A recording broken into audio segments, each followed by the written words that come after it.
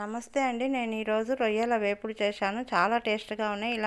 దోరగా ఇలా golden colour వచ్చే వరకి ఫ్రై చేస్తే చాలా టేస్ట్‌గా ఉంటాయి. ఈ రొయ్యలని బాగా కడిగి శుభ్రం చేసి ఒక రొయ్యను 3 ముక్కలుగా చేసుకొని కా కారం, ఉప్పు, పసుపు, ఒక స్పూన్ అల్లం వెల్లుల్లి పేస్ట్ వేసి బాగా కలిపి పక్కకు పెట్టుకోవాలి. మూత పెట్టి పక్కకు పెట్టుకోవాలి. ఒక 10 నిమిషాలు బాగా నానిన తర్వాత ముక్కలకు కారం పట్టిన తర్వాత ఒక మందపాటి పాత్ర స్టవ్ మీద పెట్టి ఒక గ్లాసున్నర ఆయిల్ వేసుకోవాలి. వేసుకున్న తర్వాత ఇది బాగా ఆయిల్ వేడైన తర్వాత ఈ ముక్కలన్నీ వేసి బాగా వేయించుకోవాలి. దోరగా అయ్యే వరకు వేయించుకోవాలి. ఇలా బంగారు కలర్ వచ్చే వరకు వేయించుకొని ఒక ప్లేట్లోకి తీసుకొని సర్వ్ చేసుకోవాలి. ఇది చాలా టేస్ట్గా ఉండే ఈ రొయ్యల వేపుడు చాలా బాగుంది. ఈ వీడియో మీకు నచ్చినట్లయితే లైక్ చేయండి, షేర్ చేయండి, సబ్స్క్రైబ్ చేయండి.